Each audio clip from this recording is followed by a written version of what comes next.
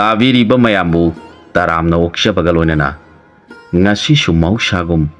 ꯃꯆꯤꯟ ꯃꯅꯥꯎ ꯍꯥꯏꯕ ꯋꯥꯔꯤꯗꯨꯒꯤ ꯑꯅꯤꯁꯨꯕ ꯁꯔꯨꯛ ꯄꯨꯗꯨꯅ ꯂꯥꯛꯆꯔꯤ꯫ ꯑꯏꯕꯅ ꯋꯥꯔꯤꯁꯤꯕꯨ ꯏꯖꯅꯕ ꯍꯣꯠꯅꯕꯗ ꯃꯆꯥꯛꯁꯤꯡ ꯈꯣꯝꯒꯠꯆꯕꯗ ꯆꯤꯠꯊ ꯅꯥꯟꯊꯕ ꯌꯥꯎꯔꯕꯁꯨ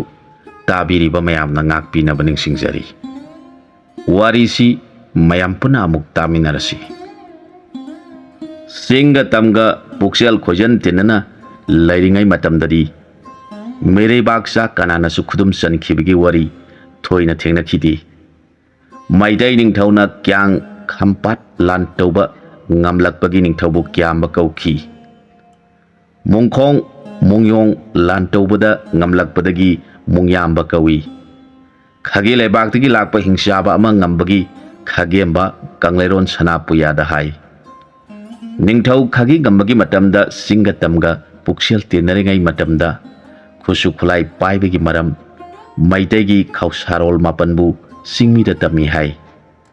ꯃꯩꯇꯩꯒꯤ ꯈꯧꯁꯥꯔꯣꯜ ꯃꯥꯄꯟ ꯆꯤꯡꯃꯤꯗ ꯇꯝꯕꯤꯕꯗ ꯑꯍꯥꯟꯕꯗ ꯀꯕꯨꯏꯗ ꯇꯝꯕꯤ, ꯃꯗꯨꯕꯨ ꯀꯕꯨꯏ ꯈꯧꯁꯥ ꯀꯧꯈ꯭ꯔꯦ꯫ ꯃꯊꯪꯗ ꯇꯥꯡꯈꯨꯜꯗ ꯇꯝꯕꯤ, ꯇꯥꯡꯈꯨꯜ ꯈꯧꯁꯥ ꯀꯧꯈ꯭ꯔꯦ꯫ ꯃꯊꯪꯗ ꯃꯔꯥꯝꯗ ꯇꯝꯕꯤ, ꯃꯔꯥꯝ ꯈꯧꯁꯥ ꯀꯧꯈ꯭ꯔꯦ꯫ ꯃꯔꯥꯝꯗ ꯇꯝꯕꯤꯕꯗ ꯃꯈꯜ ꯑꯍꯨꯝ ꯊꯣꯛꯅ ꯂꯩ: ꯃꯔꯥꯝ ꯑꯆꯧꯕ, ꯃꯔꯥꯝ ꯃꯆꯥ, ꯃꯔꯥꯝ ꯅꯨꯡꯁꯦꯞꯄ, ꯑꯁꯨꯝꯅ ꯃꯈꯜ ꯑꯍꯨꯝ ꯊꯣꯛꯅ ꯇꯝꯕꯤꯔꯝꯕꯒꯤ ꯂꯤꯈꯨꯜ ꯂꯩ꯫ ꯃꯔꯝ ꯑꯁꯤꯅ ꯃꯇꯝ ꯑꯗꯨꯗ ꯇꯝꯗ ꯂꯩꯕ ꯃꯩꯇꯩꯅ ꯁꯥ ꯂꯥꯟ ꯆꯠꯄ ꯃꯇꯝꯗ ꯇꯥꯅ ꯃꯔꯨꯑꯣꯏꯅ ꯁꯤꯖꯤꯟꯅꯩ꯫ ꯑꯗꯨꯅ ꯃꯤꯔꯩꯕꯥꯛꯀꯤ ꯅꯣꯡꯃꯩ ꯄꯥꯏꯕ ꯂꯥꯟꯃꯤꯒ ꯊꯦꯡꯅꯕꯗ ꯉꯝꯕꯒꯤ ꯀꯪꯂꯩꯔꯣꯟ ꯁꯅꯥꯄꯨꯌꯥꯗ ꯃꯌꯦꯛ ꯁꯦꯡꯅ ꯌꯥꯎꯔꯤ꯫ ꯍꯧꯖꯤꯛ ꯑꯩꯈꯣꯏꯅ ꯃꯩꯇꯩ ꯄꯪꯒꯅꯤ ꯍꯥꯏꯅ ꯈꯪꯅꯔꯤꯕꯁꯤ ꯃꯌꯥꯡꯒꯤ ꯂꯥꯟꯗ ꯃꯩꯗꯨꯡꯉꯧ ꯈꯥꯒꯦꯝꯕꯅ ꯐꯥꯔꯛꯄ ꯂꯥꯟꯐꯥꯅꯤ꯫ ꯃꯈꯣꯏ ꯑꯗꯨꯕꯨ ꯂꯤꯂꯣꯡꯗ ꯈꯨꯟ ꯇꯥꯍꯜꯂꯤ꯫ ꯇꯈꯦꯜꯗꯒꯤ ꯂꯥꯟꯐꯥ ꯀꯌꯥ ꯄꯨꯔꯛꯏ꯫ ꯃꯈꯣꯏ ꯑꯗꯨꯕꯨ ꯅꯣꯡꯄꯣꯛ ꯂꯝꯗ ꯈꯨꯟ ꯇꯥꯍꯜꯂꯤ꯫ ꯃꯐꯝ ꯑꯗꯨꯕꯨ ꯇꯈꯦꯜ ꯈꯨꯜ ꯍꯥꯏꯅ ꯀꯧꯅꯈ꯭ꯔꯦ꯫ ꯑꯁꯤꯗꯁꯨ ꯅꯠꯇꯅ ꯃꯐꯝ ꯀꯌꯥ ꯀꯌꯥꯗꯒꯤ ꯂꯥꯟꯐꯥ ꯄꯨꯔꯛꯇꯨꯅ ꯃꯩꯇꯩ ꯂꯩꯕꯥꯛꯇ ꯈꯨꯟ ꯇꯥꯍꯟꯗꯨꯅ ꯊꯝꯈꯤ꯫ ꯃꯁꯤꯕꯨ ꯅꯣꯡꯆꯨꯞ ꯍꯔꯝ ꯍꯥꯏꯅ ꯈꯪꯅꯩ꯫ ꯕꯔꯃꯥꯂꯣꯝꯗꯒꯤ ꯅꯤꯡꯊꯧ ꯀꯌꯥ ꯀꯌꯥꯅ ꯂꯥꯟꯐꯥ ꯄꯨꯔꯛꯇꯨꯅ ꯈꯨꯟ ꯇꯥꯍꯟꯗꯨꯅ ꯀꯥꯕꯣ ꯂꯩꯀꯥꯏꯅꯆꯤꯡꯕ ꯃꯐꯝ ꯀꯌꯥꯗ ꯂꯩꯈꯤ꯫ ꯃꯁꯤꯕꯨ ꯅꯣꯡꯄꯣꯛ ꯍꯔꯝ, ꯅꯣꯡꯄꯣꯛꯂꯣꯝꯗꯒꯤ ꯂꯥꯛꯄ ꯍꯥꯏꯅ ꯈꯪꯅꯩ꯫ ꯃꯈꯣꯏ ꯑꯁꯤꯕꯨ ꯁꯛ ꯈꯪꯅꯕ ꯍꯥꯏꯗꯨꯅ ꯅꯤꯡꯊꯧ ꯑꯃꯁꯨꯡ ꯃꯥꯏꯆꯧꯁꯤꯡꯅ ꯅꯣꯡꯆꯨꯞ ꯍꯔꯝ, ꯅꯣꯡꯄꯣꯛ ꯍꯔꯝ ꯍꯥꯏꯅ ꯁꯅꯥꯄꯨꯌꯥꯗ ꯃꯈꯜ ꯑꯅꯤ ꯊꯣꯛꯅ ꯏꯗꯨꯅ ꯊꯅꯝꯃꯤ꯫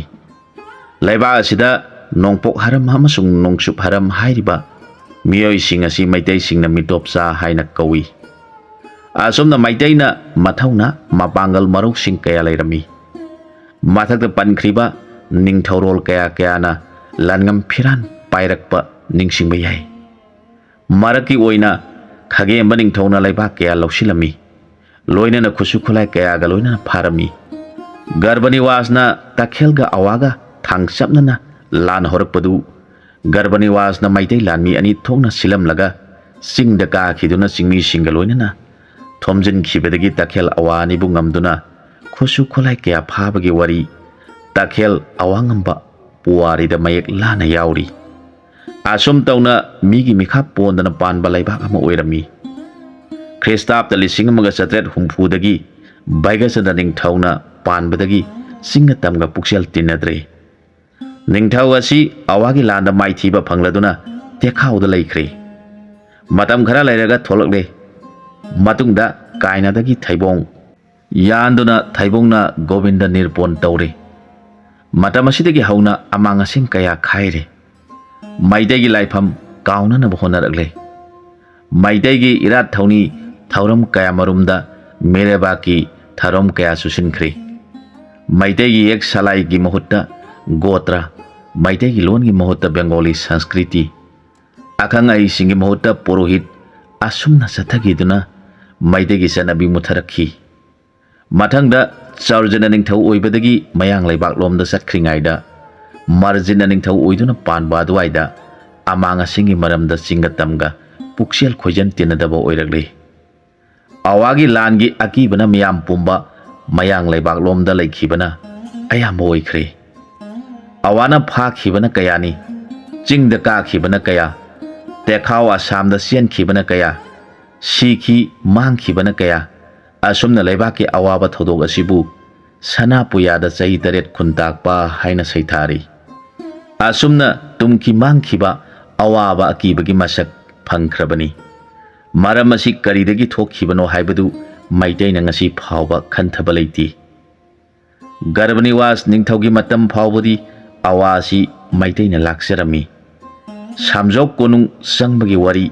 kangleiron puyada mayek sengna iri mathangda Gambir Singh Narsing aninasu mathauna mapangalna ningthi turel wang malan ba phawba lokshilambagi khudam hojik phawba kaidana leiri mamaithangda migi lamsat dharmana laksin khrabasu maidingu Kulachandragi haktakta tigenajit amati pauna thangalna singba mioi kayana maraiba ki damak mathauna kaya ulamba maitai gi thauna mapangal marau sing matik mayai taibang pan bata thak kaya wangna singkhalam labano Kristab da lising amaga satret humphumanga dagi minamba longnamba masagi kanaba yengduna minam soriduna oijaba thiduna amanga singi marumda amaga tinaba yadaba aki bagi wangang sijanaba mioi kaya thomjala khibadagi chingtam masin manau sing puksel khojan tinakhidabana maitai lekha ta khibani maitai di laigini bu hairabadi arai leita thidana mathwai phawba kathokpada singnaba leiti haujik su adu mangai maram asina khunai asibu sumduna nahetuna oidabana aoiba saduna hingnabagi lambi semduna laitin gi thoramda ipona mapot saduna minamba oidaba waina thajanaba kaya honarakhi adubu matamna minamba yaraktraduna Kristabda lising amaga samapan kuntra humdoi aduaidagi maitegi yelahungaigi laison tinson laifamlen kaya bu thiganaragle ipa laibu ipu laibu amadi isagi leijaba ironi yekbu tungwana thamlaga mipan tangna migi mirona migi mayekna migi mapa mapubu ipa ipuni haina isagi kanaba yengbadagi laikat tinkat laison tinsona laining labadi mioi badugi mapok ado sumjarabu akang bugumi ipa ipu masak khangdebani laining bo singisu arembani haina akang bo singna lauri asigumna mataktasu sababna maram kharadang panjakhri singi isini naw kayana singatangwa songna pana yadaba aki bagi masak oiraba dharma tamina laukhibadagi puning nungsiba pokhiduna nungsiraba ipa isa isini naw kaya marumna mita pirang sena khudang pifam taina hana yengambat daudana poirei lamdam athapa awang basing thak thak ka khibadu tamina aki bagi sai thengna kari heuba ngam haudana mita pirang sena yengduna lehauba natra puning nungsiba pokhraba singmi isini naw singna masa ge haurakpham leijaramba mayekpu likhun khangna khidabagi maram nattabra ahalaman maisau singna paurok taurami maidai sana laimayon sana na mayung karaga lupa na mapel oibalam manina phijilon balam singna koina pansaba hauna koina pangakpa khaina yangkok mongni kari haina singtha sigi asumna haibadi singda panba isini naw singna tamda panba machan manaw singbu kadai da soikhigadege haina kumna senaduna leiba tamda panba machin manaw na su singda panba ichine naw singbu kadai da soikhigadege haina singmi tami anina puksel khojan tinana kumna senaduna singlai pak tamlai pak machin manaw anina sana leibak manipur asida panmina khibani aikhoina khangba yai aikhoigi lai haraubada asumna haiba amana wakol lo singda paiba wakona tamda tage mahaire tamda taba wakona singda paige mahaire wakona kabali kaba wakon tanoi noi wainu singda wainu na paire do tamda wahong na noire do wakona kabali kaba wakon tanoi noi se sensida mayam sina haibadi awang basingda kaduna singmi oikhibasu kayani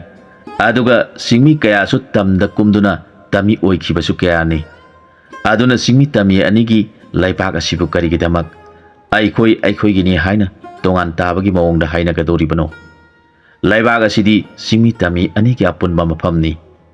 hondongnaba yadraba isini nauni ꯍꯨꯟꯗꯣꯛꯅꯕ ꯌꯥꯗ꯭ꯔꯕ ꯏꯄꯥ ꯏꯄꯨ ꯄꯨꯟꯕ ꯑꯅꯤꯕꯨ ꯀꯔꯤꯒꯤꯗꯃꯛ ꯀꯥꯎꯊꯣꯛꯅꯒꯗꯧꯔꯤꯕꯅꯣ? ꯃꯇꯝꯒꯤ ꯃꯇꯨꯡ ꯏꯟꯅ ꯉꯥꯏꯍꯥꯛ ꯁꯥꯎꯅꯔꯕꯁꯨ ꯑꯩꯈꯣꯏ ꯑꯃꯠꯇꯅꯤ, ꯏꯆꯤꯟ ꯏꯅꯥꯎꯅꯤ ꯈꯟꯅꯗꯨꯅ ꯅꯨꯡꯁꯤ ꯆꯥꯟꯅꯅ ꯂꯩꯃꯤꯟꯅꯔꯕꯗ ꯃꯥꯂꯦꯝꯗ ꯀꯅꯥꯅ ꯃꯥꯏꯊꯤꯕ ꯄꯤꯕ ꯉꯝꯒꯗꯧꯔꯤꯕꯅꯣ? ꯃꯇꯝꯒꯤ ꯂꯥꯡꯑꯣꯟ ꯃꯇꯨꯡ ꯏꯟꯅ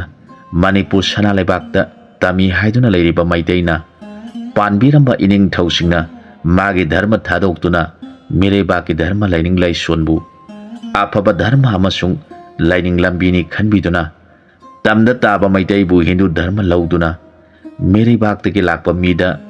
ꯒꯨꯔꯨ ꯑꯣꯏꯗꯨꯅ ꯙꯔꯃ ꯑꯣꯟꯊꯣꯛꯈꯤ꯫ ꯍꯤꯟꯗꯨ ꯙꯔꯃꯒꯤ ꯂꯥꯏꯅꯤꯡ ꯂꯥꯏꯁꯣꯟ ꯆꯠꯊꯕ ꯍꯧꯔꯛꯈꯤ꯫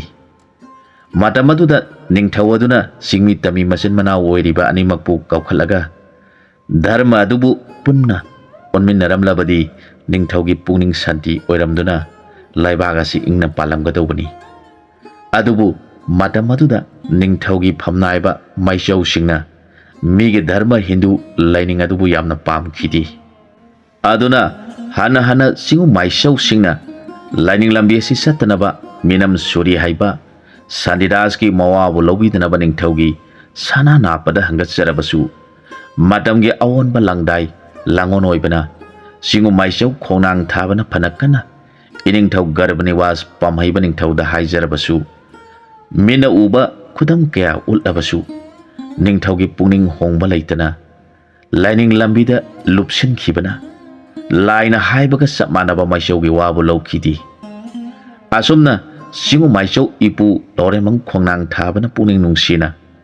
ꯃꯇꯝ ꯂꯣꯏꯔꯛꯀꯗꯧꯔꯦ ꯈꯟꯖꯅ ꯂꯩꯔꯤꯉꯩꯗ ꯅꯣꯡꯃ ꯀꯣꯔꯧꯗꯁꯨ ꯀꯪꯂꯥ ꯏꯅꯨꯡꯒꯤ ꯊꯧꯔꯝ ꯑꯃꯗ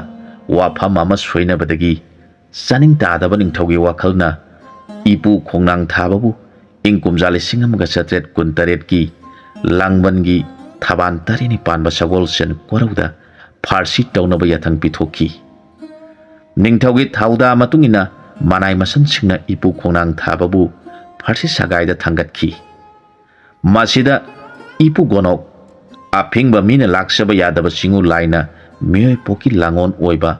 ꯃꯍꯥꯛꯅ ꯑꯁꯤꯒꯨꯝꯕ ꯆꯥꯅꯤꯡ ꯇꯥꯗꯕ ꯅꯤꯡꯊꯧꯒꯤ ꯃꯤꯅꯨꯡꯁꯤ ꯂꯩꯇꯕ ꯑꯩꯒꯤ ꯌꯥꯋꯥꯅ ꯃꯔꯣꯏꯔꯦ ꯍꯥꯏꯕ ꯊꯧꯑꯣꯡ ꯑꯁꯤꯗ ꯏꯄꯨ ꯑꯁꯥꯎꯕꯅ ꯈꯝꯕꯤ ꯃꯩꯍꯧꯈꯤ꯫ ꯅꯤꯡꯊꯧꯒꯤ ꯊꯧꯑꯣꯡ ꯑꯁꯤꯗꯗꯤ ꯊꯨꯒꯥꯏꯗꯨꯅ ꯃꯌꯥꯝꯕꯨꯒꯤ ꯌꯥꯏꯕꯤ ꯀꯜꯂꯒꯦ ꯍꯥꯏꯗꯨꯅ ꯏꯄꯨꯅ ꯐꯝꯅ ꯌꯥꯋꯥ ꯑꯃ ꯀꯥꯝꯈꯤꯕꯗꯒꯤ ꯀꯥꯝꯈꯤꯕ ꯅꯨꯡꯁꯥ ꯁꯣꯔꯅ ꯈꯝꯕꯤ ꯃꯩꯔꯤꯛ ꯑꯣꯏꯗꯨꯅ ꯄꯥꯏꯈꯤꯗꯨꯅ ꯐꯥꯔꯁꯤꯒꯤ ꯊꯧꯔꯤ ꯑꯗꯨ ꯀꯛꯊꯠꯇꯨꯅ ꯊꯧꯔꯝ ꯑꯗꯨ ꯀꯥꯏꯍꯟꯈꯤ꯫ ꯑꯁꯨꯝꯅ ꯀꯥꯏꯔꯕꯗ ꯅꯤꯡꯊꯧꯅ ꯃꯥꯒꯤ ꯊꯧꯗꯥꯗꯤ ꯁꯣꯏꯐꯗꯦ꯫ ꯏꯄꯨ ꯈꯣꯡꯅꯥꯡ ꯊꯥꯕꯕꯨ ꯑꯃꯨꯛ ꯍꯟꯅ ꯐꯥꯔꯁꯤ ꯇꯧꯗꯨꯅ ꯑꯉꯥꯡ ꯑꯣꯜꯍꯟꯗꯕ ꯌꯥꯗꯦ, ꯑꯃꯨꯛ ꯍꯟꯅ ꯐꯥꯔꯁꯤ ꯁꯒꯥꯏꯗ ꯊꯥꯡꯒꯠꯀꯗꯕꯅꯤ ꯍꯥꯏꯅ ꯌꯥꯊꯪ ꯄꯤꯈꯤ꯫ ꯋꯥꯡꯂꯦꯟ ꯑꯁꯤ ꯌꯧꯔꯕꯗ ꯏꯄꯨ ꯒꯣꯅꯣꯛ ꯃꯈꯩ ꯐꯪꯅ ꯁꯥꯎꯔꯦ, ꯊꯛꯁꯤ ꯈꯥꯁꯤ ꯀꯥꯎꯊꯣꯛꯈ꯭ꯔꯦ꯫ ꯃꯤꯕꯨ ꯑꯅꯤꯔꯛ ꯍꯟꯅ ꯐꯥꯔꯁꯤꯒꯤ ꯍꯨꯀꯨꯝ ꯄꯤꯕꯗꯤ ꯍꯥꯏꯅ ꯁꯥꯎꯔꯗꯨꯅ ꯅꯤꯡꯊꯧꯕꯨ ꯊꯑꯣꯏꯅꯅ ꯎꯔꯛꯇ꯭ꯔꯦ꯫ ꯏꯄꯨꯅ ꯍꯥꯏꯔꯛꯈꯤ, ꯏꯅꯤꯡꯊꯧ ꯑꯃꯨꯛ ꯁꯣꯏꯔꯕꯗꯤ ꯑꯃꯨꯛ ꯍꯟꯅ ꯀꯔꯤꯒꯤ ꯐꯥꯔꯁꯤ ꯄꯤꯒꯗꯧꯔꯤꯕꯅꯣ? ꯃꯁꯤꯗꯤ ꯃꯤꯅ ꯆꯠꯅꯒꯗꯕ ꯃꯆꯠ ꯅꯠꯇꯦ꯫ ꯃꯗꯨꯗ ꯅꯤꯡꯊꯧꯅ ꯈꯨꯝꯂꯛꯈꯤ, ꯏꯄꯨ ꯑꯩ ꯑꯁꯤ ꯂꯩꯕꯥꯛ ꯑꯁꯤꯒꯤ ꯅꯤꯡꯊꯧꯅꯤ, ꯅꯤꯡꯊꯧꯅ ꯇꯧꯒꯦ ꯅꯤꯡꯈ꯭ꯔꯕꯗ ꯊꯤꯡꯕꯤꯒꯗꯕ ꯀꯅꯥꯒꯤꯁꯨ ꯃꯇꯤꯛ ꯂꯩꯇꯦ꯫ ꯏꯄꯨꯅ ꯐꯔꯦ ꯑꯗꯨꯗꯤ ꯅꯤꯡꯊꯧꯅ ꯉꯝꯂꯒ ꯇꯧ, ꯒꯣꯅꯣꯛ ꯑꯩꯅ ꯉꯝꯂꯒ ꯊꯤꯡꯒꯦ꯫ ꯑꯁꯨꯝꯅ ꯑꯋꯥꯏ ꯑꯈꯨꯝ ꯇꯧꯅꯔꯕ ꯃꯇꯨꯡꯗ ꯏꯄꯨ ꯒꯣꯅꯣꯛꯅ ꯅꯤꯡꯊꯧꯕꯨ ꯈꯝꯕꯤ ꯃꯩꯔꯤꯇꯅ ꯀꯣꯏꯁꯤꯟꯗꯨꯅ ꯊꯅꯝꯂꯒ ꯃꯣꯡꯕ ꯃꯔꯥꯟ ꯌꯥꯏꯗ ꯍꯟꯈ꯭ꯔꯦ꯫ ꯑꯁꯨꯝꯅ ꯀꯣꯔꯧ ꯁꯤꯡꯕꯨꯝ 5ꯅꯤ ꯃꯨꯊꯠꯄꯤꯅꯕ ꯂꯩꯇꯅ ꯈꯝꯕꯤ ꯃꯩꯔꯛꯇꯨꯗ ꯇꯧꯐꯝ ꯈꯪꯗꯅ ꯂꯦꯟꯈꯤ ꯅꯤꯡꯊꯧꯗꯨ꯫ ꯅꯤꯡꯊꯧ ꯑꯗꯨꯒꯤ ꯃꯇꯧ ꯑꯗꯨ ꯌꯦꯡꯕ ꯉꯝꯂꯛꯇꯕꯗꯒꯤ ꯏꯄꯨ ꯈꯣꯡꯅꯥꯡ ꯊꯥꯕꯅ ꯃꯩ ꯑꯗꯨ ꯃꯨꯊꯠꯄꯤꯈꯤ꯫ ꯃꯃꯥꯡꯒꯤ ꯋꯥꯐꯝ ꯑꯃꯅ ꯁꯥꯟꯇꯤꯗꯥꯁꯅ ꯀꯪꯂꯩꯄꯨꯡꯗ ꯍꯦꯛ ꯆꯪꯁꯤꯜꯂꯛꯄꯒ ꯄꯥꯎꯈꯣꯡ ꯑꯃꯈꯛ ꯆꯟꯗꯨꯅ ꯂꯥꯛꯈꯤꯌꯦ꯫ ꯄꯥꯎꯈꯣꯡ ꯑꯗꯨꯗꯤ ꯁꯦ ꯁꯦꯕꯣꯇꯤ, ꯂꯥꯏꯁ꯭ꯔꯝ ꯃꯆꯥ ꯁꯦꯕꯣꯇꯤ, ꯅꯪꯒꯥꯏꯒ ꯀꯥꯎꯅꯁꯤ, ꯀꯅꯥꯅ ꯉꯝꯕꯒꯦ ꯌꯦꯡꯅꯁꯤ꯫ ꯊꯧꯔꯩ ꯑꯁꯤꯒꯤ ꯃꯇꯨꯡ ꯏꯟꯅ ꯃꯍꯥꯛꯅ ꯀꯪꯂꯩꯆꯥꯁꯤꯡꯕꯨ ꯀꯌꯥꯃꯨꯛ ꯎꯁꯤꯠꯇꯕꯒꯦ ꯍꯥꯏꯕꯕꯨ ꯅꯣꯡꯃ ꯀꯣꯔꯧ ꯑꯃꯗ ꯏꯃꯥ ꯂꯥꯏꯔꯦꯝꯕꯤꯒꯤ ꯃꯗꯥꯏꯔꯝ ꯁꯅꯥ ꯀꯩꯊꯦꯜ ꯂꯝꯌꯥꯏꯗ ꯊꯣꯏꯗꯤꯡ ꯄꯣꯝꯃ ꯕꯣꯔꯥ ꯑꯊꯟꯕ ꯑꯃ ꯍꯩꯗꯣꯛꯂꯒ ꯑꯍꯜ ꯑꯣꯏꯔꯕ ꯏꯄꯨ ꯈꯣꯡꯅꯥꯡ ꯊꯥꯕꯕꯨ ꯈꯨꯜꯍꯜꯂꯒ ꯃꯍꯥꯛꯅ ꯌꯦꯡꯗꯨꯅ ꯂꯩꯔꯝꯃꯤ꯫ ꯊꯧꯗꯣꯛ ꯑꯁꯤꯗ ꯏꯄꯨ ꯒꯣꯅꯣꯛꯅ ꯁꯥꯎꯃꯟꯈ꯭ꯔꯗꯨꯅ, ꯍꯥꯏ ꯅꯄꯥꯒꯨꯝꯂꯕ ꯅꯕꯨꯕꯣꯛꯁꯨ ꯑꯣꯏꯕ ꯌꯥꯔꯕ ꯑꯍꯜ ꯑꯁꯤꯗ ꯉꯔꯥꯡꯇꯒꯤ ꯑꯉꯥꯡ ꯅꯪꯒꯨꯝꯕꯅ ꯁꯤꯟꯊꯥꯗꯨꯅ ꯊꯣꯏꯗꯤꯡꯕꯨ ꯈꯨꯜꯍꯜꯂꯤꯕꯗꯤ ꯀꯔꯤꯒꯤꯅꯣ ꯍꯥ? ꯑꯁꯨꯝꯅ ꯂꯩꯋꯥ ꯑꯃ ꯁꯣꯜꯂꯒ ꯈꯨꯄꯥꯛꯅ ꯊꯥꯖꯤꯟꯕꯗ ꯁꯥꯅꯤꯗꯥꯁ ꯇꯤꯡꯇꯝ ꯇꯥꯅ ꯋꯥꯟꯊꯗꯨꯅ ꯂꯩꯃꯥꯏꯗ ꯇꯨꯈꯤꯌꯦ꯫ ꯒꯣꯅꯣꯛ ꯊꯦꯡꯒ꯭ꯔꯥ ꯍꯥꯏꯕꯁꯤ ꯀꯪꯂꯩꯒꯤ ꯃꯥꯏꯀꯩ ꯉꯥꯛꯄ ꯄꯨꯀꯣꯛ ꯏꯕꯨꯙꯧ ꯃꯥꯔꯖꯤꯡꯅ ꯇꯥꯏꯕꯪ ꯃꯤꯑꯣꯏ ꯄꯣꯛ ꯑꯣꯏꯅ ꯂꯥꯡꯑꯣꯟ ꯇꯧꯗꯨꯅ ꯏꯪ ꯀꯨꯝꯖꯥ 1935ꯒꯤ ꯏꯉꯥꯒꯤ ꯊꯕꯥꯟ 5ꯅꯤ ꯄꯥꯟꯕ ꯊꯥꯡꯖ ꯅꯨꯃꯤꯠꯇ ꯒꯣꯅꯣꯛꯃꯌꯨꯝ ꯁꯥꯒꯩꯗ ꯄꯣꯛꯈꯤ꯫ ꯃꯥꯒꯤ ꯄꯣꯛꯅꯐꯝ ꯂꯝꯂꯦꯟꯗꯤ ꯉꯁꯤ ꯃꯤꯌꯥꯝꯅ ꯀꯨꯝꯕꯤ ꯈꯥꯈꯣꯡ ꯍꯥꯏꯅ ꯈꯪꯅꯔꯤꯕ ꯃꯐꯝꯁꯤꯗꯅꯤ ꯍꯥꯏ꯫ ꯄꯥꯟꯊꯧꯒꯤ ꯀꯣꯂꯣꯏꯅ ꯒꯣꯅꯣꯛꯃꯌꯨꯝ ꯉꯥꯡꯉꯣꯏꯕ, ꯑꯗꯨꯒ ꯄꯥꯂꯦꯝꯒꯤ ꯀꯣꯂꯣꯏꯅ ꯊꯥꯕꯨꯡꯕꯤ ꯍꯥꯏꯅ ꯃꯤꯡꯒꯧꯅꯩ ꯍꯥꯏ꯫ ꯃꯍꯥꯛ ꯃꯣꯏꯔꯥꯝꯕ ꯁꯅꯥ ꯍꯥꯛꯇꯛꯇ ꯃꯥꯂꯦꯝꯗ ꯁꯥꯐꯣꯡꯂꯛꯈꯤ꯫ ꯑꯉꯥꯡ ꯑꯣꯏꯔꯤꯉꯩ ꯃꯇꯝꯗꯒꯤ ꯃꯍꯥꯛꯄꯨ ꯒꯣꯅꯣꯛ ꯊꯦꯡꯒ꯭ꯔꯥ ꯍꯥꯏꯅ ꯀꯧꯅꯔꯛꯈꯤ꯫ ꯒꯣꯅꯣꯛ ꯊꯦꯡꯒ꯭ꯔꯥ ꯍꯥꯏꯕꯗꯤ ꯑꯣꯛꯊꯣꯛ ꯄꯦꯟꯊꯣꯛꯄ ꯉꯝꯕ ꯍꯥꯏꯕꯅꯤ꯫ ꯃꯍꯥꯛ ꯑꯉꯥꯡ ꯅꯋꯥ ꯑꯣꯏꯔꯤꯉꯩꯗꯒꯤ ꯈꯣꯔꯤ ꯌꯦꯛ ꯅꯩꯅꯕꯗ ꯄꯥꯏꯃꯛ ꯈꯣꯏꯖꯪꯂꯛꯄ ꯈꯣꯔꯤ ꯁꯨꯕ ꯍꯩꯔꯕ ꯏꯄꯨꯅꯤ꯫ ꯁꯤꯡꯎ ꯂꯥꯏꯒꯤ ꯃꯄꯣꯛ ꯑꯣꯏꯕꯅ ꯃꯍꯥꯛ ꯄꯥꯟꯖꯤꯒꯤ ꯃꯔꯝꯗ ꯊꯣꯏꯗꯣꯛꯅ ꯃꯄꯥ ꯂꯩꯇ꯭ꯔꯕ ꯃꯤꯑꯣꯏꯁꯨ ꯑꯣꯏꯈꯤ꯫ ꯑꯗꯨꯅ ꯅꯤꯡꯊꯧꯔꯣꯜ ꯀꯌꯥꯒꯤ ꯐꯨꯔꯤ ꯊꯧꯗꯥ ꯀꯌꯥꯁꯨ ꯄꯥꯡꯊꯣꯛꯈꯤ꯫ ꯃꯥꯏꯗꯤꯡꯉꯨ ꯈꯥꯒꯦꯝꯕ ꯁꯅꯥ ꯍꯥꯛꯇꯛꯇꯅꯤ꯫ ꯅꯣꯡꯃ ꯀꯣꯔꯧ ꯑꯃꯗ ꯅꯤꯡꯊꯧꯅ ꯃꯥꯒꯤ ꯃꯣꯡꯕ ꯁꯪꯂꯦꯟ ꯑꯃ ꯁꯥꯅꯅꯕ ꯎꯔꯦꯞ ꯖꯇ꯭ꯔꯥ ꯍꯨꯟꯅꯅꯕ ꯏꯄꯨꯒ ꯌꯥꯋꯥꯅꯈꯤꯌꯦ꯫ ꯃꯁꯤꯗ ꯏꯄꯨꯅ ꯍꯥꯏꯈꯤ, ꯏꯪ ꯀꯨꯝꯖꯥ 1938ꯒꯤ ꯁꯖꯤꯕꯨꯒꯤ ꯊꯕꯥꯟ 5ꯅꯤ ꯄꯥꯟꯕ ꯊꯥꯡꯖ ꯀꯣꯔꯧꯗ ꯃꯥꯌꯣꯛꯐꯥ ꯀꯧꯕ ꯎꯅ ꯎꯔꯦꯞ ꯇꯝꯗꯨꯅ ꯍꯨꯜꯂꯕꯗꯤ ꯀꯣꯛꯂꯦꯟꯅ ꯁꯅꯥꯒꯤ ꯊꯝꯕꯥꯜ ꯁꯥꯠꯀꯅꯤ꯫ ꯄꯨꯡꯐꯝꯗꯤ ꯑꯁꯥ ꯖꯇ꯭ꯔꯥ ꯅꯣꯡꯌꯥꯏ ꯃꯇꯨꯡ ꯋꯥꯡꯂꯦꯟ ꯄꯨꯡꯖꯥ 1 ꯇꯥꯕ ꯁꯖꯤꯛ ꯊꯥꯕ ꯊꯣꯛꯂꯛꯀꯗꯕꯒꯤ ꯃꯃꯤꯗꯤ ꯅꯥꯍꯨꯏ ꯇꯝꯂꯛꯄ ꯋꯥꯡꯂꯦꯟꯗ ꯖꯇ꯭ꯔꯥ ꯍꯨꯟꯒꯗꯕꯅꯤ ꯍꯥꯏꯔꯝꯃꯤ꯫ ꯏꯄꯨꯒꯤ ꯌꯥꯋꯥ ꯇꯨꯡꯏꯟꯅ ꯅꯤꯡꯊꯧꯒꯤ ꯃꯅꯥꯏ ꯃꯁꯟꯅ ꯖꯇ꯭ꯔꯥ ꯑꯁꯤ ꯍꯨꯟꯈꯤ꯫ ꯑꯗꯨꯕꯨ ꯑꯁꯥ ꯖꯇ꯭ꯔꯥꯒꯤ ꯄꯨꯡꯐꯝ ꯈꯖꯤꯛ ꯀꯥꯏꯈꯤꯕꯅ ꯁꯅꯥꯒꯤ ꯊꯝꯕꯥꯜꯗꯤ ꯁꯥꯠꯈꯤꯗ꯭ꯔꯦ꯫ ꯃꯗꯨꯗ ꯅꯤꯡꯊꯧꯅ ꯑꯁꯥꯎ ꯈꯝꯕꯤ ꯃꯩꯍꯧꯔꯗꯨꯅ ꯏꯄꯨꯒꯤ ꯃꯈ꯭ꯋꯥꯡꯗ ꯊꯧꯗꯧ ꯅꯨꯡꯕꯨ ꯄꯨꯜꯂꯒ ꯆꯥꯛꯄꯤ ꯀꯔꯣꯡꯒꯤ ꯍꯤꯗꯦꯟꯗ ꯊꯥꯗꯈꯤ꯫ ꯑꯗꯨꯕꯨ ꯏꯄꯨꯗꯤ ꯁꯤꯡꯎ ꯃꯥꯒꯤ ꯂꯥꯡꯑꯣꯟ ꯑꯣꯏꯕꯅ ꯑꯃꯪ ꯌꯥꯏꯊꯣꯡꯗꯤ ꯀꯨꯝꯈꯤꯗꯤꯌꯦ꯫ ꯅꯤꯡꯊꯧꯒ ꯏꯄꯨꯒ ꯉꯥꯡꯅꯕ ꯋꯥꯐꯝ ꯑꯗꯨꯕꯨ ꯇꯥꯍꯧꯕ ꯏꯔꯦꯡꯕꯝ ꯂꯩꯀꯥꯏꯗ ꯂꯩꯕ ꯀꯩꯁꯥꯝ ꯉꯣꯕ ꯀꯧꯕ ꯅꯤꯡꯊꯧꯒꯤ ꯃꯅꯥꯏ ꯑꯃꯅ ꯍꯥꯏꯔꯤꯕ ꯄꯨꯡꯐꯝ ꯑꯗꯨꯃꯛꯇꯗ ꯂꯐꯨ ꯄꯥꯝꯕꯤ ꯑꯃ ꯃꯥꯒꯤ ꯍꯤꯡꯒꯣꯜꯅꯨꯡꯗ ꯌꯨꯡꯈꯤ ꯊꯥꯈꯤ꯫ ꯏꯄꯨꯅ ꯍꯥꯏꯕ ꯁꯣꯏꯗꯕꯅ ꯂꯐꯨ ꯄꯥꯝꯕꯤ ꯑꯗꯨꯒꯤ ꯃꯇꯣꯟꯗ ꯁꯅꯥꯒꯤ ꯊꯝꯕꯥꯜ ꯑꯃ ꯁꯥꯠꯂꯛꯈꯤ꯫ ꯀꯩꯁꯥꯝ ꯉꯣꯕꯅ ꯁꯅꯥꯒꯤ ꯊꯝꯕꯥꯜ ꯑꯗꯨꯕꯨ ꯄꯨꯔꯗꯨꯅ ꯅꯤꯡꯊꯧꯗ ꯀꯠꯆꯔꯦ꯫ ꯅꯤꯡꯊꯧꯅ ꯑꯉꯛꯄꯒ ꯂꯣꯏꯅꯅ ꯃꯅꯥꯏ ꯉꯣꯕꯗ ꯄꯥꯍꯣꯡꯖꯔꯕꯗ ꯃꯅꯥꯏ ꯉꯣꯕꯅ ꯊꯣꯛꯂꯤꯕ ꯄꯨꯝꯅꯃꯛ ꯇꯝꯖꯔꯕꯗ ꯅꯤꯡꯊꯧꯗꯨ ꯑꯉꯛꯄ ꯑꯣꯏꯈꯤ꯫ ꯈꯥꯒꯦꯝꯕ ꯁꯅꯥ ꯍꯥꯛꯇꯛꯇ ꯃꯤꯔꯝꯗꯒꯤ ꯃꯤꯌꯥꯟꯆꯥꯁꯤꯡꯒꯤ ꯂꯥꯏꯅꯤꯡ ꯂꯥꯏꯁꯣꯟ ꯑꯅꯧꯕ ꯙꯔꯃꯒꯤ ꯄꯔꯝ ꯍꯣꯡꯗꯣꯛꯅꯅꯕꯒꯤꯗꯃꯛ ꯒꯣꯁꯥꯏ ꯈꯔ ꯀꯪꯂꯩ ꯑꯁꯤꯗ ꯂꯥꯛꯂꯝꯃꯤ꯫ ꯑꯗꯨꯕꯨ ꯀꯪꯂꯩꯆꯥꯁꯤꯡꯒꯤ ꯑꯄꯨꯟꯕ ꯅꯨꯡꯁꯤꯅꯕꯅ ꯃꯔꯝ ꯑꯣꯏꯗꯨꯅ ꯙꯔꯃ ꯍꯣꯡꯍꯟꯕ ꯉꯝꯕ ꯊꯧꯔꯤ ꯊꯧꯗꯥ ꯃꯄꯨꯡ ꯐꯥꯅ ꯄꯥꯡꯕꯗꯤ ꯉꯝꯈꯤꯗꯦ꯫ ꯃꯈꯣꯏ ꯑꯃꯨꯛ ꯃꯔꯩꯕꯥꯛꯇ ꯍꯟꯈꯤ꯫ ꯆꯔꯥꯏꯔꯣꯡꯕ ꯁꯅꯥ ꯍꯥꯛꯇꯛꯇꯗꯤ ꯑꯀꯣꯟꯕ ꯆꯪꯂꯛꯄ ꯒꯣꯁꯥꯏꯁꯤꯡꯒ ꯏꯄꯨ ꯃꯥꯏꯆꯧꯁꯤꯡꯒ ꯑꯀꯟꯕ ꯃꯑꯣꯡꯗ ꯍꯨꯌꯦꯟ ꯂꯥꯟꯊꯦꯡꯅꯕ ꯍꯧꯔꯛꯂꯤ꯫ ꯃꯥꯏꯆꯧꯁꯤꯡꯒꯤ ꯃꯅꯨꯡꯗ ꯏꯄꯨ ꯒꯣꯅꯣꯛꯁꯨ ꯑꯃꯅꯤ꯫ ꯒꯨꯔꯨꯒꯤ ꯁꯤꯟꯊꯥ ꯄꯔꯝ ꯑꯃꯒꯤ ꯃꯇꯨꯡ ꯏꯟꯅ ꯒꯣꯁꯥꯏꯅ ꯀꯪꯂꯩ ꯂꯩꯃꯌꯣꯟꯗ ꯃꯔꯨ ꯏꯍꯨꯟ ꯇꯝꯅꯅꯕꯒꯤ ꯊꯧꯔꯥꯡ ꯀꯌꯥ ꯂꯥꯡꯈꯤ꯫ ꯑꯁꯨꯝꯅ ꯂꯩꯃꯀꯣꯟꯗ ꯃꯔꯨꯏꯍꯨꯟ ꯇꯝꯈꯤꯗꯨꯅ ꯀꯪꯂꯩ ꯊꯧꯔꯩ ꯊꯧꯗꯥ ꯀꯌꯥꯗ ꯑꯀꯥꯏꯕ ꯑꯣꯏꯅꯅꯕꯒꯤ ꯃꯔꯝ ꯑꯣꯏꯔꯛꯂꯤ꯫ ꯑꯁꯨꯝꯅ ꯆꯔꯥꯏꯔꯣꯡꯕ ꯁꯅꯥ ꯍꯥꯛꯇꯛꯇꯒꯤ ꯑꯍꯣꯡꯕ ꯈꯔ ꯑꯗꯨꯝ ꯂꯥꯛꯈꯤ꯫ ꯒꯔꯚꯅꯤꯋꯥꯁ ꯁꯅꯥ ꯍꯥꯛꯇꯛꯇꯗꯤ ꯃꯤꯌꯥꯟꯆꯥ ꯁꯅꯤꯗꯥꯁ ꯒꯣꯁꯥꯏ ꯀꯪꯂꯩꯄꯥꯛ ꯃꯅꯤꯄꯨꯔꯗ ꯆꯪꯁꯤꯜꯂꯛꯈꯤ꯫ ꯃꯍꯥꯛꯁꯤ ꯃꯍꯩ ꯃꯁꯤꯡ ꯀꯌꯥ ꯍꯩꯔꯕ ꯁꯤꯡꯎ ꯂꯥꯏꯒꯤꯁꯨ ꯃꯄꯣꯛ ꯂꯥꯡꯑꯣꯟ ꯑꯣꯏꯔꯕ ꯃꯤꯑꯣꯏ ꯑꯃꯅꯤ꯫ ꯌꯥꯟꯁꯤꯟꯅꯕ ꯀꯥꯡꯂꯣꯟꯗꯁꯨ ꯃꯍꯥꯛ ꯀꯦꯃꯤꯁꯇ꯭ꯔꯤꯗꯁꯨ ꯃꯄꯨꯡ ꯐꯥꯅ ꯍꯩꯕ ꯃꯤꯅꯤ꯫ ꯅꯣꯡꯊꯧ ꯑꯇꯤꯡꯀꯣꯛ ꯀꯨꯔꯨꯁꯤꯗꯕ ꯏꯄꯥ ꯏꯕꯨꯡꯉꯣꯒꯤ ꯄꯔꯝ ꯇꯨꯡꯏꯟꯅ ꯏꯄꯥ ꯏꯄꯨꯒꯤ 3ꯂꯛ ꯍꯥꯏꯕꯗꯨ ꯁꯅꯤꯗꯥꯁꯀꯤ ꯃꯇꯝꯗ ꯊꯣꯛꯈꯤ꯫ ꯃꯁꯤꯅ ꯃꯔꯝ ꯑꯣꯏꯗꯨꯅ ꯃꯍꯥꯛꯅ ꯀꯪꯂꯩꯄꯨꯡ ꯑꯁꯤꯗ ꯔꯥꯃꯥꯟꯗꯤ ꯙꯔꯃ ꯁꯟꯗꯣꯛꯄꯗ ꯃꯥꯏ ꯄꯥꯛꯈꯤꯕꯅꯤ꯫ ꯒꯔꯚꯅꯤꯋꯥꯁ ꯅꯤꯡꯊꯦꯝꯒ ꯁꯅꯤꯗꯥꯁ ꯒꯣꯁꯥꯏꯒ yawa liron amata oina saminaba haurakhi.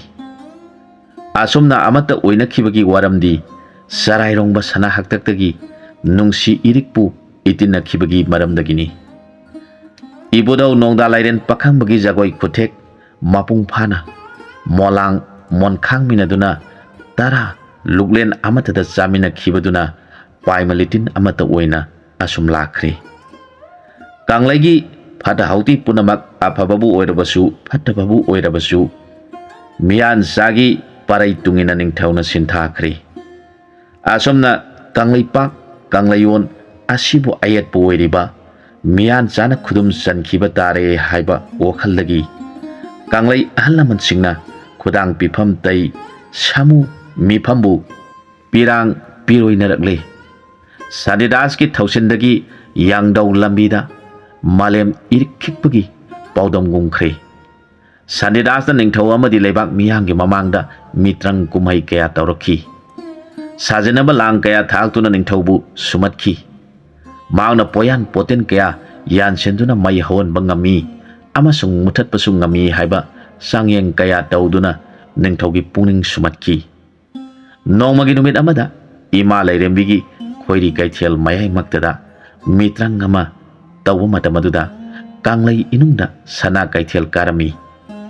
Matamaduda Sandidasna sekla khunu amagi saktam lauraga malem laida nomna satuna yamna nungsiba mawngda sanaduna leirami. Ningthaudu magi manai singaloinana magi mitrangna sumkhiduna yamna nungaina yengduna leirami. Tara sengbum khara saithokduna sekla mana khawbom thana sengkhun tamduna koina satuna sanaduna leirami. Wanglen pungpham asida ipu gonok thengra su mapham aduda thunglare. Matam asidadi ipudi hanu melai karaba saisu paloinaraba sai sesing yamlaba mahakna miyan saduna tausinaba mawng ai mangaire matagum kheng napal kaba matawaduda unbi pungning khoisaunana ningthauda singna yenglaga hairak poire. Ineng thau ningthem pokpa ngamba miyan sagi kumai asi mieng san khaibada nungai biridana. Ningthauna khumi ipu asum mieng tamjari. Wadu taraga ipu gonongna adudi miyan sa khara laknageko asi hairamlaga mahak mafam adudagi sathokraga monsong amada sangsinduna masada seliba phisingdu losilamlaga kuru lamjai wangbagi saisu adusu losilamlaga ipuna tokpa hodong achauba amagi saktam lauduna miyan sana kumhai tauriba mafam aduda sanglakle. Tanza yengduna khunu adugi ngaksamda tap laktuna phare phara haidale. Kumhai yengliba sing aduna siba tare kadaidagi haudongno halo launarakle. Mi khara amana haudong adubu fu hainarakpasu yaurai. Aduga khara amana watpu wali miyan sasi khara hemalabani hairakhi. Matamasida ipudi phan songthokiduna sienkhiduna magi mafi marol thamlamba mafam aduda mafi seselaga mayumda hanki. Asumna singu langon oiraba ipu singna ningthaugi mafamda tungda lakadaba tunglam chatki wa kaya marum hangatsarabasu ningthauna miransa Sandidas ki wafamna afaba amasung athoibani khankhiduna ipu singi wabu takhidabadagi laibaga sida leiriba singu maisok sing punamak laibang ngamlaktabadagi sathuplamdai matam oreklabada chingu maisok tarenmak waroi singda unaduna khirsaminakhi. Masigi matung ing kumjale singamaga satret ni phumapangi ingagi thaban kunmapani panba nomaijing korauda singu khonang thabagi thauda tungina sakpi karongi gonok hidianda kha harambu ngaktuna laining parai tham ipu gonok sathupkhi. Singu maisok singna magi sathuphamda sathukhraba matungdagidi laibaga sida leiriba singmi tami anigi machin manau oibagi mari nongmagi mangsilaktuna singmi isininaw singna tami isininaw singbo puning nungsina khara lapthokpa horakhi. Haujikta laibangna marai sai tharaklaba matamda tami isininaw singna singmi isininaw singbu ekhoigi ꯏꯆꯤꯟ ꯏꯅꯥꯎꯁꯤꯡꯅꯤ ꯍꯥꯏꯕ ꯍꯦꯟꯅ ꯃꯌꯦꯛ ꯁꯦꯡꯅ ꯈꯪꯂꯛꯂꯦ꯫ ꯑꯗꯨꯒ ꯁꯤꯡꯃꯤ ꯏꯆꯤꯟ ꯏꯅꯥꯎꯁꯤꯡꯅꯁꯨ ꯇꯝꯃꯤꯕꯨ ꯁꯥꯎꯅꯤꯡꯈꯤꯕ ꯀꯌꯥ ꯂꯩꯈ꯭ꯔꯕꯁꯨ ꯑꯁꯦꯡꯕ ꯏꯆꯤꯟ ꯏꯅꯥꯎꯅꯤ ꯈꯪꯗꯨꯅ ꯅꯨꯡꯁꯤ ꯆꯥꯟꯅꯅ ꯂꯩꯃꯤꯟꯅꯕ ꯃꯇꯝ ꯑꯣꯏꯔꯛꯂꯤ꯫ ꯀꯥꯎꯅꯔꯨꯔꯕ ꯃꯆꯤꯟ ꯃꯅꯥꯎ ꯑꯣꯏꯕꯒꯤ ꯂꯝꯕꯤꯕꯨ ꯑꯃꯨꯛ ꯍꯟꯅ ꯄꯨꯟꯅ ꯂꯩꯃꯤꯟꯅꯗꯨꯅ ꯆꯤꯡ ꯑꯃꯁꯨꯡ ꯇꯝ ꯑꯅꯤꯃꯛ ꯄꯨꯟꯅ ꯐꯠꯇ꯭ꯔꯕ ꯃꯤꯇꯣꯞꯁꯤꯡꯕꯨ ꯂꯩꯕꯥꯛ ꯑꯁꯤꯗꯒꯤ ꯃꯥꯏꯊꯤꯕ ꯄꯤꯕ ꯃꯇꯝ ꯑꯣꯏꯔꯛꯂꯦ ꯍꯥꯏꯅ ꯆꯤꯡꯃꯤ ꯇꯝꯃꯤ ꯑꯅꯤꯃꯛ ꯈꯪꯃꯤꯟꯅꯕ ꯃꯊꯧ ꯇꯥꯏ꯫ ꯃꯇꯥꯡ ꯑꯁ꯭ꯋꯥꯏꯗ ꯋꯥꯔꯤꯁꯤ ꯂꯣꯏꯁꯤꯟꯖꯔꯦ꯫ ꯑꯅꯧꯕ ꯋꯥꯔꯤ ꯑꯃꯗ ꯃꯌꯥꯝꯒ ꯄꯨꯟꯅ ꯑꯃꯨꯛ ꯊꯦꯡꯅꯃꯤꯟꯅꯔꯁꯤ꯫